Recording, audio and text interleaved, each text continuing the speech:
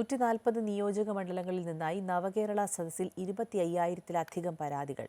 Police constable rank ലിസ്റ്റിൽ നിന്നും നിയമനം നടത്താൻ നടപടി സ്വീകരിക്കണമെന്നാവശ്യപ്പെട്ടാണ് ഈ പരാതികൾ.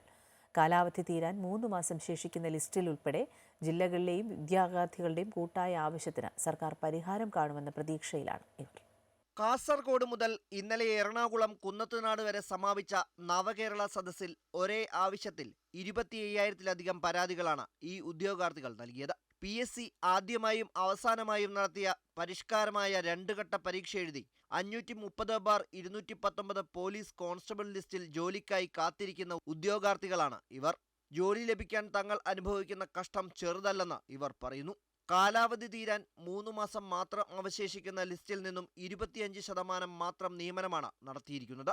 മുൻ ലിസ്റ്റുകളിൽ നിന്നും 70% വരെ നിയമനം നടത്തിയപ്പോഴാണ് 3 ഘട്ടങ്ങളിലായി പരീക്ഷണം കഴിഞ്ഞെത്തിയ തങ്ങളെ തഴയുന്നതെന്ന് ഇവർ പറയുന്നു. മറ്റൊരാശങ്കയും ഇവർ പങ്കുവയ്ക്കുന്നുണ്ട്. നവകേരള സദസ്സുമായി ഞങ്ങൾ മുന്നോട്ട് വെക്കുന്ന വിഷയം എന്ന് പറഞ്ഞു കഴിഞ്ഞാൽ 2019 നോട്ടിഫിക്കേഷൻ എന്ന് പറഞ്ഞ എക്സാം 2 ഘട്ടം PSC ചരിത്രത്തിൽ ആദ്യമായിട്ട് 2 ഘട്ടം നടന്ന എക്സാം, 1-ാം ഘട്ടം 2-ാം ഘട്ടം അതുപോലെ തന്നെ ഫിസിക്കലും കഴിഞ്ഞ് ഞങ്ങൾക്ക് ഈ ലിസ്റ്റിൻ്റെ കാലാവധിയും കൂടി കൂട്ടിക്കഴിഞ്ഞാൽ മൊത്തം 5 വർഷം ഞങ്ങൾ ഇതിനു വേണ്ടി മാത്രം ചിലവഴിച്ചിട്ടുണ്ട്. ഏകദേശം 13,000 പേരടങ്ങുന്ന മെയിൻ ലിസ്റ്റ്, അതിൽ 3,000 പേര് മാത്രമേ എടുത്തിട്ടുള്ളൂ. 10,000-ത്തോളം ഉദ്യോഗാർത്ഥികൾ ഇപ്പോഴും പുറത്താണ്. അപ്പം ഞങ്ങളിൽ ഉളവാക്കുന്ന ഏറ്റവും വലിയ ആശങ്ക എന്ന് പറഞ്ഞു കഴിഞ്ഞാൽ 100 ദിവസം കൂടി ഉള്ളൂ ഇതിന്. 100 ദിവസം ഇനി ഞങ്ങൾ മുന്നോട്ട് ഉണ്ടെന്ന് പറഞ്ഞാൽ പോലും അതിൽ ലോക്സഭ ഇലക്ഷൻ വരുന്നതോടൊപ്പം തന്നെ പെരുമാറ്റച്ചട്ടം തന്നെയാണ്.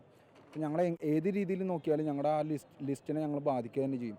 നവകേരള സദസ് ജനങ്ങളുടെ മനസ്സറിയാനെന്ന് പറയുന്നവർ ഈ അഭ്യസ്തവിദ്യരായ ഉദ്യോഗാർത്ഥികളുടെ അപേക്ഷകൾ വിവിധ വകുപ്പ് മേധാവികളുടെ ഫയലുകളിൽ ഉറക്കാതെ മുഖ്യമന്ത്രി നേതൃത്വം നൽകുന്ന ആഭ്യന്തര വകുപ്പിൽ എത്തിക്കണം. സർക്കാർ ഉചിതമായ തീരുമാനം കൈക്കൊള്ളുമെന്ന പ്രതീക്ഷയിലാണ് ഇവർ ഓരോരുത്തരും. അല്ലാത്തപക്ഷം ശക്തമായ പ്രതിഷേധവുമായി രംഗത്തെത്താനാണ് ഇവരുടെ തീരുമാനം.